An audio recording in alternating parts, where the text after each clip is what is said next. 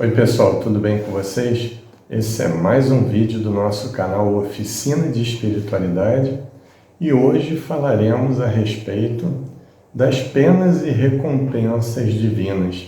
Será que realmente existem penas no sentido de castigo e recompensas no sentido de prêmio em relação ao que chamamos de providência divina?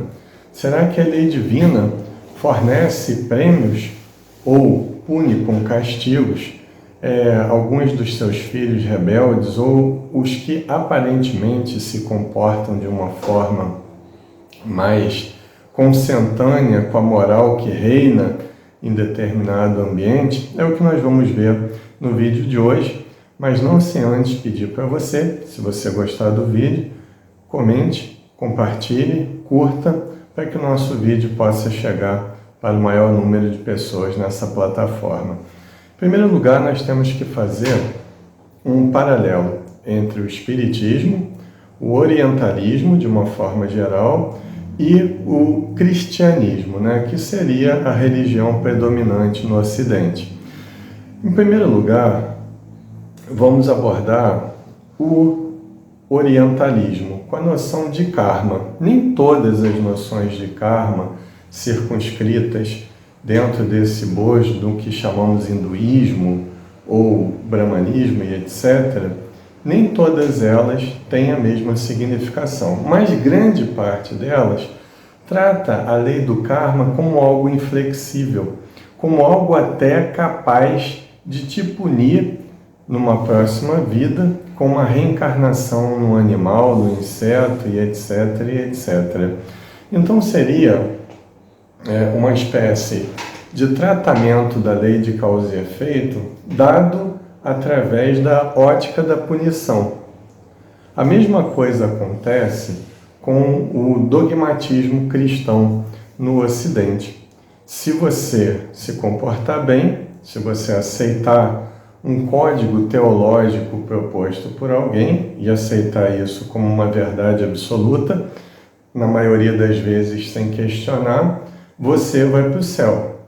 Se você for rebelde a isso, ou a moral e os bons costumes estabelecidos por essa regra, você vai para o inferno. E ainda tem aí no meio, na teologia católica, o purgatório, e o limbo, que não interessa aqui nesse vídeo entrarmos nesses conceitos de uma forma mais aprofundada. E nós temos, por fim, a visão espírita da lei de causa e efeito, que não é lei de talião, que não é uma punição por erros cometidos em outras vidas passadas, mas que é uma educação perante a lei divina. A lei divina que nos convida constantemente, em todas as encarnações, e também na nossa estadia no mundo espiritual, a desenvolvermos a nossa capacidade intelecto-moral. E é através dessa lei de causa e efeito, que é um equilíbrio entre compaixão, misericórdia, eu prefiro a palavra compaixão, para mim são sinônimos, e a justiça, ambas divinas. Entre a compaixão e a justiça divina está a lei de causa e efeito. E também está o amor que, como está lá no Novo Testamento, cobre a multidão dos erros, o amor que tudo resiste, o amor que tudo suplanta, que tudo amplia e etc. Então nós vemos que a proposta espírita de educação perante a lei, ela é muito superior a um conceito orientalista de punição e também ao conceito dogmático cristão de penas e recompensas por atos bons ou mal feitos. Então, a partir dessa visão, que agora a gente já se preparou para ter, nós vamos ver uma outra questão que é muito importante. A questão é a seguinte: nós intuímos o que vai acontecer conosco na vida futura ou no futuro? Isso é tema de em todas as culturas, em todas as épocas, em todas as mitologias, em parte também das religiões. Então essa preocupação com a nossa sorte após essa vida, ou seja, após o fenômeno da morte, ela é recorrente em todas as culturas. Só que cada cultura vai abordar isso de acordo com os seus sentimentos reinantes.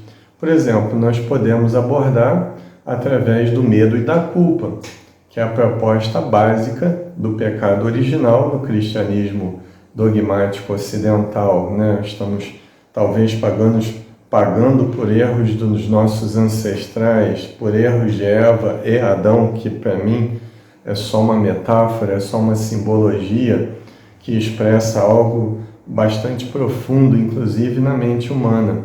Então, a partir dessa visão espírita, a lei de causa e efeito, ela deixou de ser aquela coisa assombrosa, aquela coisa assustadora, aquela coisa que vai te perseguir com um capuz preto e com um fanjo na mão após a morte. Então, nós sabemos sim que nós temos que ter responsabilidade, e a lei nos impõe isso, a lei divina nos impõe a termos responsabilidade pelos nossos atos cometidos, pelas nossas palavras, pelos nossos pensamentos, mas isso, como já vimos, não é de forma punitiva. Intuir esse futuro, muitas vezes, é relembrar um passado. Eu explico, é você estar transpondo para o teu consciente, para a tua parte consciente da mente, aquilo que você programou em termos de vida material lá no teu projeto reencarnatório antes de voltar ao corpo físico. Então, essa lembrança do futuro pode também, e geralmente ser uma lembrança do passado, daquilo que foi programado antes de você voltar a essa atual vida no corpo físico. Isso é uma interessante informação para que a gente possa continuar o nosso bate-papo. Então, nessa nova visão da lei divina que o Espiritismo nos proporciona, o que seria então a perda dos entes queridos? Deus seria tão cruel ao ponto de fazer um pai enterrar o seu próprio filho, porque a naturalidade da coisa é o filho enterrar o pai ou a mãe por ser mais novo. Mas aqui, nos casos daquelas mortes em tenra idade, de acidentes cruéis, aparentemente cruéis, que acontecem com as crianças, será que Deus seria tão sádico ao ponto de querer fazer passar por isso uma pessoa que não merece? A gente diz que não, baseado na teoria espírita, porque tudo é regulado, como já dissemos, pela lei de causa e efeito. E muitas vezes temos que lidar também com essa hipótese que aquela vida que foi ceifada com uma idade tão tenra, de uma criança, de um pré-adolescente, por exemplo, é apenas uma complementação para uma nova fase evolutiva daquele espírito. Então, pensemos da seguinte forma: é egoísmo querermos reter uma pessoa que não mais necessita, na atual vida, permanecer nesse corpo físico, porque a vida continua, e Allan Kardec nos convida a sempre ver essa questão pela ótica do mundo espiritual, que é a nossa pátria verdadeira. Somos espíritos momentaneamente encarnados. E a partir daí, a gente também forma uma nova consciência em relação, por exemplo, às nossas limitações durante a encarnação, a posição social que nós nascemos, as limitações muitas vezes congênitas, ou seja, aquelas doenças ou limitações ou transtornos mentais com os quais muitas vezes muitos de nós já nascem. Isso tudo tem uma explicação através da lei de causa e efeito, que aliás não são punições, não são pedidos de prova essas expiações, mas são simplesmente decorrência da lei de causa e efeito no geral. Podem até ser essas expiações, essas limitações corporais, em questões excepcionais, um pedido de um espírito superior que encarna-se para viver pouco tempo para somente ajudar determinado grupo de espíritos que estão encarnados e muitas vezes para sensibilizá-los pede esse tipo de limitação no corpo físico ou molda no corpo físico esse tipo de limitação a fim de que ele possa melhor sensibilizar aqueles corações endurecidos através dos séculos ou dos milênios na evolução. Mas, no geral, é apenas uma decorrência do mau uso, quanto mais, ou seja, de forma sistemática, o mau uso do nosso livre-arbítrio, de forma sistemática, durante vidas e mais vidas, o que vai gerando, logicamente, os efeitos no nosso próprio perispírito, no nosso próprio corpo espiritual, que, afinal de contas, é o molde do nosso corpo físico, dessa atual reencarnação e de futuras encarnações que com certeza teremos. E aí nós hemos de perguntar também, mas e essas decepções que a gente tem na vida? Muitas vezes, a gente confia tanto numa pessoa, a gente investe tanto num filho, a gente investe tanto numa pessoa querida e ela nos decepciona, muitas vezes até nos traindo de uma forma contundente.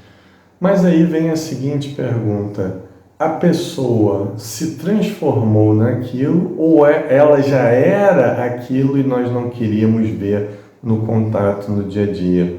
Será que essas decepções que nós tivemos não seriam apenas o resultado das ilusões que nós cultivávamos em relação àquela pessoa a qual nós romantizávamos no nosso relacionamento no dia a dia? E, de uma certa forma, quando a coisa é tão contundente que nos faz acordar, aí vem esse amargo sentimento da decepção ou da ingratidão, etc. É uma coisa para que nós possamos refletir, né? É uma coisa muito importante, porque muitas vezes nós culpamos a Deus por ter posto essas pessoas no nosso caminho, mas a responsabilidade de trabalhar diante dessas dificuldades relacionais, ela é toda nossa, não é de Deus, ela é individual.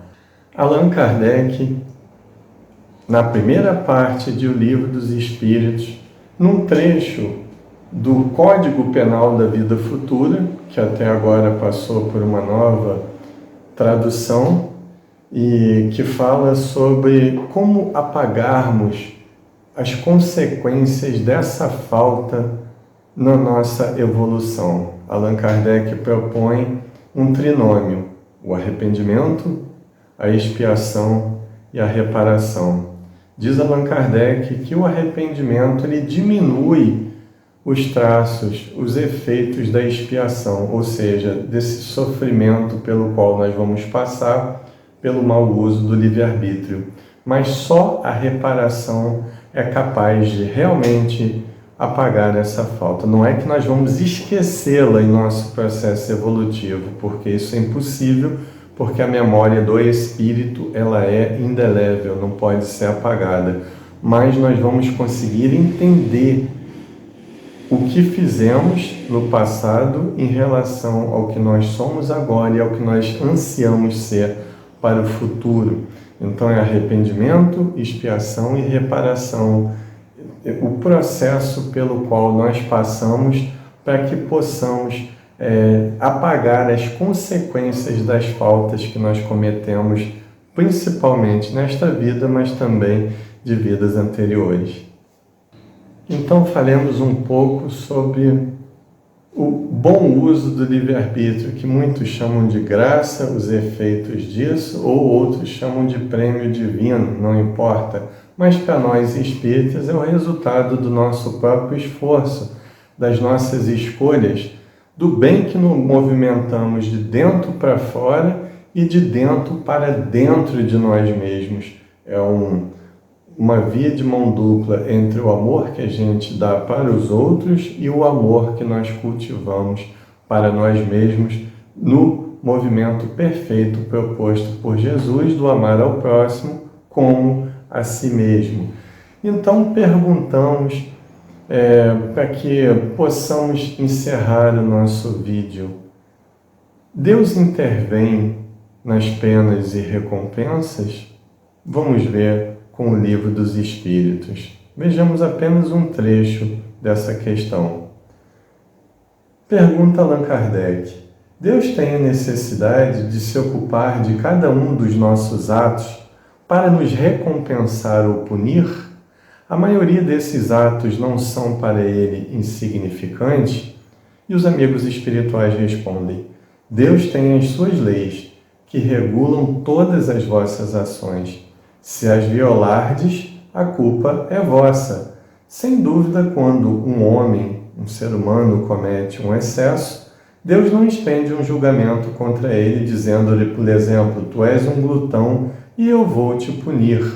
Mas ele traçou um limite. As doenças e, por vezes, a morte são consequências dos excessos. Eis a punição. Ela resulta da infração da lei divina. Mesma coisa, eles citam o exemplo das doenças e da morte e, por nossa conta, também citamos os transtornos de personalidade, os transtornos de ansiedade, a culpa que nós cultivamos, o medo que nós não trabalhamos, o sentimento de extinção que muitas vezes nós